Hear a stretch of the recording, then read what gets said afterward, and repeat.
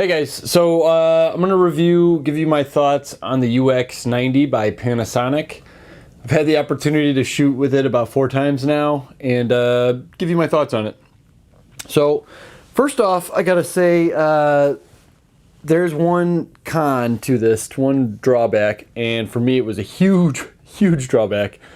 Apparently when they released this camera there was a glitch in it that would not allow you to use the pre-record function or record it to 2 memory cards at the same time. And there was one other thing, but if you use those, it would cause the camera to just freeze up and you couldn't use it or anything.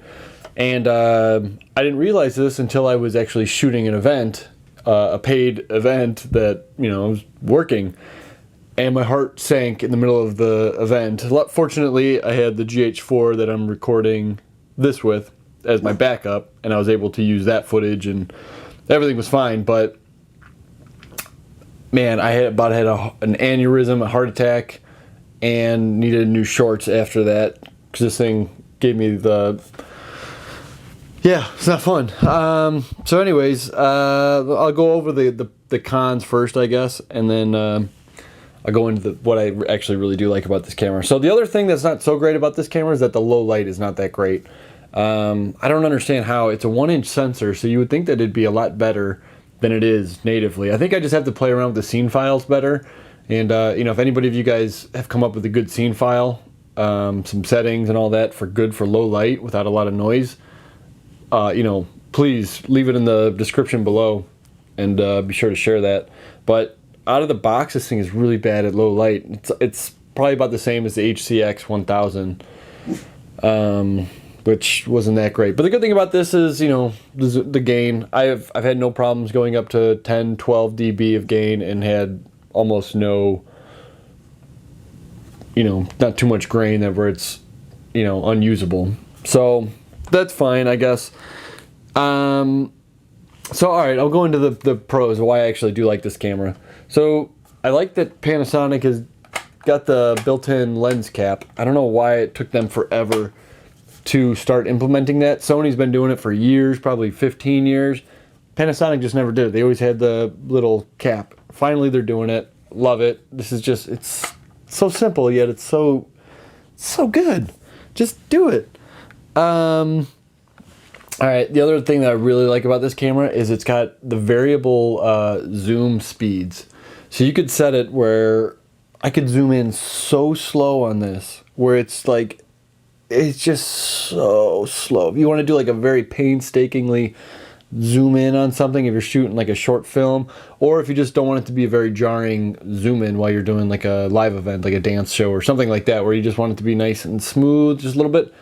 This one has got to be the best camera I've seen on that so far.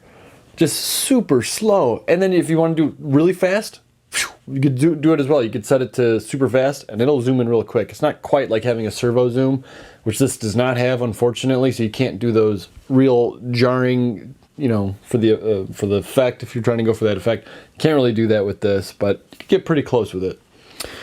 Oh, the other thing that's really cool about this, another little thing, the battery charger that comes with this, the stock one, charges 2 batteries at once, which I've never seen that before, but that's awesome, because I've a lot of times I come home from a gig and I've used 2 batteries, and you have another gig the next day, you need to charge both of them.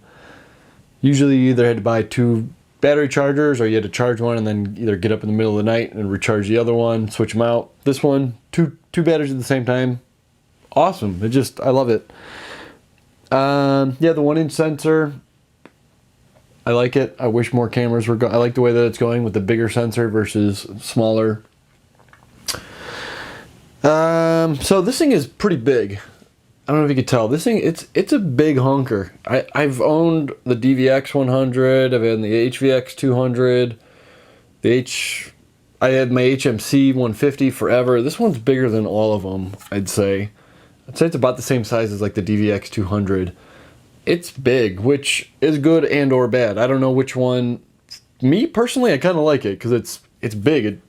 When people see you walking in with this, they know that you mean business, and they're like, "Yes, sir. How do you do, sir?" I mean, it's just like, damn, that guy's not joking around. But then on the other hand, it's kind of heavy. It's a little heavy on the bulky side. If I had to do a lot of handheld stuff, this would be My hand's already, just from what, 4 minutes of this, my hand's already starting to get a little fatigued. I am a baby. Look at these little skinny arms, I know. But still, if I had to do like a long one where I had to hold it for like an hour, if I was doing like a fighting match or something like that, or I don't know, like an octagon where you had to hold it like this for an hour, hour and a half, that might suck. Then you might want to get some sort of support system where you could shoulder rig it or something. It does got pretty solid construction, I'd say. It's pretty plasticky, but not nearly as much so as the JVC HM170. It's decent. It doesn't feel cheap at all. I mean, it feels pretty solid. You can tell that there's a decent amount of plastic on it, but it's like still heavy, so it's got some girth to it. Yeah, the gain. I want to talk on the gain. I already talked about that. Oh, the one thing I do like about this that the HCX1000 did not have. This one is an upgrade from that, in case you can't tell. This one will shoot 24 frames at the 24 megabit per second codec. Instead of the HCX, it would only shoot it at 50 megabits a second, which a lot of times if I do like if I'm just doing like a nice short easy gig, I don't really want to have like I don't need that file size. I want small file size, but I like to shoot in 24 frame almost always because I just like the way that it looks. So I'm glad that they brought back the smaller 24 frame codec. So that was pretty cool. Overall, I mean, for the price, this is like $2,100 right now. It just came out like within the last month. It's the cheapest camera that you could buy that shoots 4K besides the JVC HM170, but if you read my other review, you don't buy that camera. So this is like the cheapest 4K, and it's awesome. It is really good. Autofocus works great. Yeah. So cool. Ask me any questions you may have, and I'll do my best to answer. Thanks, guys. And where you gonna spend your Christmas Eve? And where